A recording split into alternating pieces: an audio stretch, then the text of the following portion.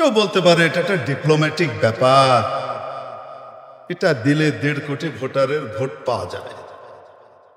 কার vote পাওয়া যাবে? 1.5 কোটি ভোটারের ভোট পাওয়ার সম্ভাবনা আছে। বুঝতে পারেন? এমন একটা ডিপ্লোম্যাটিক ব্যাপার, কোনো মতে ভোটটা নিয়ে সংসদে গিয়ে ইসলামের আলো জ্বালায় দিবা। বাজান রে, আগেই জ্বালাইতার না, তুমি পরে কি জ্বালাইবা? এ তো মৌলিক বিষয়। যদি কোনো দলীয় প্রধান এই কথা বলে থাকে, তাহলে সেই প্রধানকে প্রকাশ্যে তওবা করতে হবে, বলতে হবে আমার মিস্টেক হয়েছে, গ্রেট মিস্টেক হয়েছে, আমি ভুল করেছি, আমি তওবা করছি। কখনোই এই শুভেচ্ছা জানানো ঈমানের সাথে সঙ্গতিপূর্ণ হতে পারে না।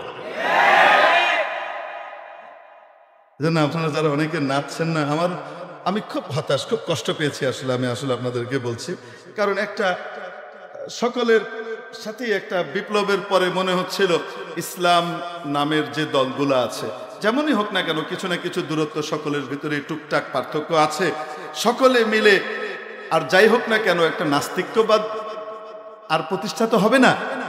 তখন পক্ষে সবাই মিলে একটা সুন্দর জাগরণের স্বপ্ন দেখছিলাম। আফসোস, সেই স্বপ্নের আশার গুড়ের ভিতরে বালি মেরে দিয়েছে, একবার না একের পর এক। আর সহ্য করতে পারলাম না, তাই হতাশার কষ্টটা ব্যক্ত করতে বাধ্য হলাম।